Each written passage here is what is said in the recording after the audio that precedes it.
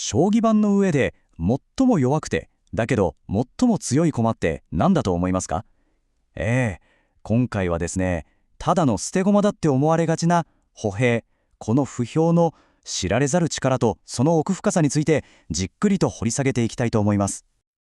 この古い格言聞いたことはありますかね。これまさに将棋の本質そのものなんですよね。歩兵っていうのは決して使い捨ての兵隊なんかじゃなくて、戦いの土台を築いて、時には勝敗そのものをひっくり返しちゃうゲームの真の主役なんですよ。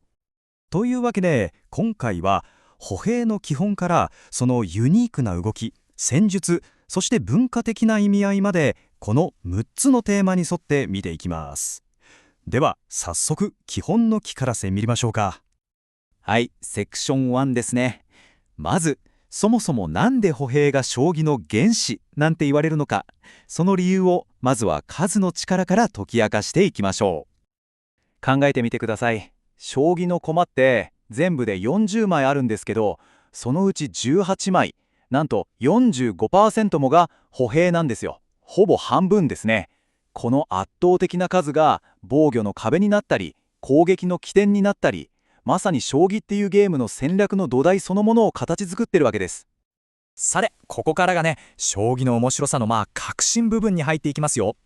歩兵の動きとかルールっていうのは、チェスのポーンとはもう全然違うんです。そして、その違いこそがゲーム全体のダイナミズムを決定づけているんですよね。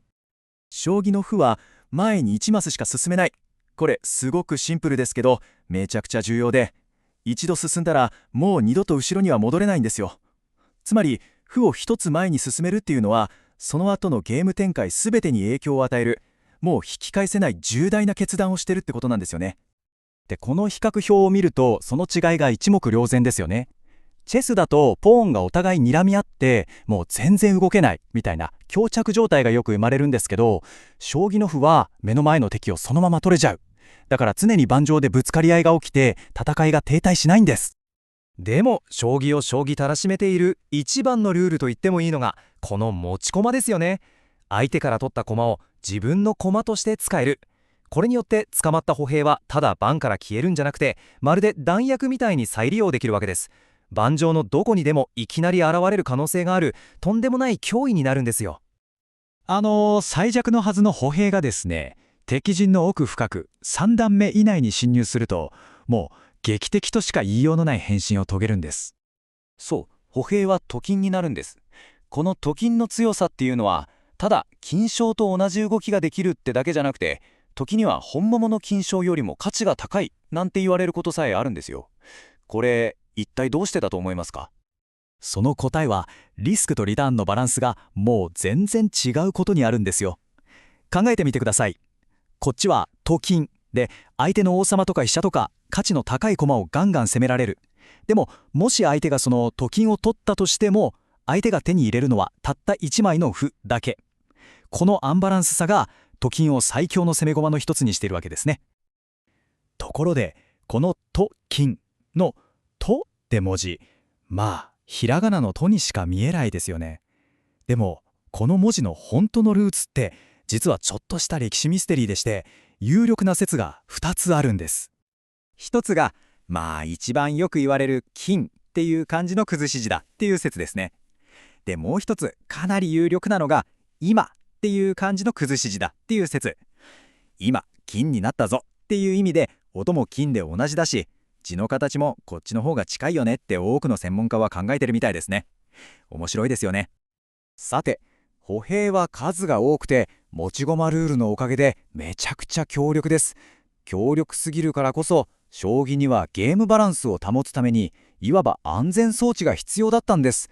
それが禁じ手なんですね。例えば2歩、同じ縦の列に歩を2枚置いちゃダメっていうルールですけど、これただの意地悪なルールじゃないんですよ。もしこれが許されたら、歩で鉄壁の壁を作って全然攻められなくなったり、逆に歩をバンバン打って一方的な攻撃ができちゃったりする。それを防いで戦略の幅を広げるためのめちゃくちゃ考え抜かれたすごいゲームデザインなんです。持ち駒の歩を打って王様を詰ましちゃいけないっていう内ほも詰めなルールも同じです。昔は足軽が将軍を統治取るなんて無礼だみたいな美学的な理由が言われてましたけど、本当はもっとロジカルな理由があるんですね。歩は一番手に入りやすい駒だから、もしこれで詰みが許されたら終盤戦がすごく単純であっさりとしたものになっちゃう。その奥深さを守るための、これもまた合理的なルールなんです。歩兵を使いこなすっていうことは、歩兵を使った多彩な戦術、いわゆる手筋ってやつをマスターするってことなんですよ。ここではその代表的なものをいくつかご紹介しますね。まさにこの格言が全てを物語ってますよね。1枚の歩が1000金に値する。そう、状況によってはたった1枚の歩が飛車や角よりももっと価値のある働きをする瞬間があるんです。例えば、敵陣の目の前に歩をポツンと打つタレある。これは次なるぞ、どうするっていうプレッシャーをかける未来への投資ですね。相手に対応を妨げ陣形を乱すんです。次にわざと歩を犠牲にする叩きの方。価値の低い方を相手の守りの用の駒の前に打って無理やり動かすことで王様の守りを弱くする高等戦術。そして守りでは底ある。自分の王様のすぐ下に打つこの1枚がことわざで岩より形と言われるほどの鉄壁の守りを築いてくれるんです。これなんてほんの一例に過ぎないんですよ。歩の戦術って本当に奥が深いんです。でも歩兵の物語っていうのは盤上だけで終わらないのが面白いところなんですよね。日本語とか日本の文化の中にすごく強力なメタファーとして今も生き続けているんです。その一番有名な例が、皆さんも聞いたことあるかもしれない成金っていう言葉ですよね。もともとは将棋の用語ですけど、今では急にお金持ちになった人のことを指す言葉としてすっかり定着しています。この流れの見るとよくわかりますよね。最初はただのゲーム用語だったものが、大正時代の戦争景気で生まれた新しい富裕層を的確に表現する言葉になった。そして現代では、急な成功への憧れと、でもと金が取られたらただの骨に戻っちゃうよねっていう、その成功の儚さに対する皮肉。その光と影、両方をね、見事に言い表している言葉なんです。そして将棋の格言は人生の教訓にもなっています。あるのない将棋は負け将棋は、ビジネスで言えば現場とか基礎を大事にしろってことですよね。困った時は恥の歩をつけなんて、まさに行き詰まったらとりあえず小さなことから動いて状況を見てみようっていう指針そのものです。盤上の知恵が僕たちの人生の道しるべにもなってくれるんですよね。使い捨ての兵士から黄金の将軍へ、単なるゲームの駒から文化の象徴へ。